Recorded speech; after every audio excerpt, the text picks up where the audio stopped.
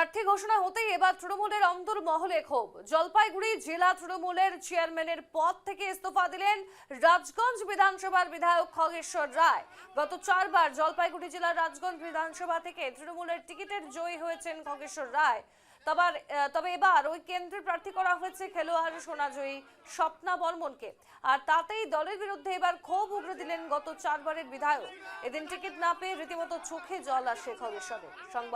সংবাদ মাধ্যমের মুখোমুখি হয়ে তিনি বলেন, তৃণমূল হারবে।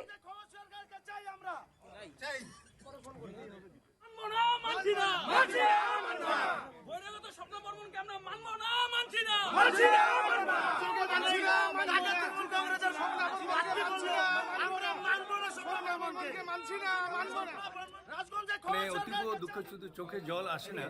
আমি খুব গম্ভীর, খুব ধৈর্যটা আমার খুব আছে। আজকে দিদি যখন কংগ্রেস করতো তখন আমরা কংগ্রেস করতাম যুব। তারপরে 98-এ দিদি যখন কংগ্রেস দল ত্যাগ করে তৃণমূল কংগ্রেস দলের একটা নতুন দল করে, তখনই আমরা কিন্তু, বিশেষ করে আমি আরও কয়েকজন ছিল আর কি, কয়েকজন মারা গেছে, তৃণমূল কংগ্রেস দলে আসছিলাম। 2001-এ আমাকে প্রার্থী করেছে, 2006-এ প্রার্থী করেছে, সেবারও হেরে গেছি। তবে 2009 সালে বাই ইলেকশন আমাকে প্রার্থী করলো, সেটাকে অনুপ্রাণকে ডিঙে প্রায় 15,000 ভোটে জিতেছি। 2009-এ জিতেছি, 2011-তে জিতেছি, 2016-তে 2021-এ জিতেছি।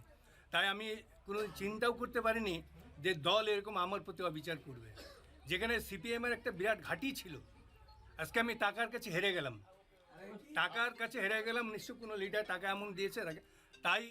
আর যেহেতু আমাকে হয়তো নিশ্চয়ই পছন্দ করে অন্য হয়তো আমার থেকে অনেক ভালো লিডার পাবে, হ্যাঁ, তাই আজকে জলপাইগুড়ি জেলা তৃণমূল কংগ্রেস চেয়ারম্যান পরপর 4 বার আমাকে, সর্বভারতীয় নেত্রী 4 বার আমাকে বানিয়েছে।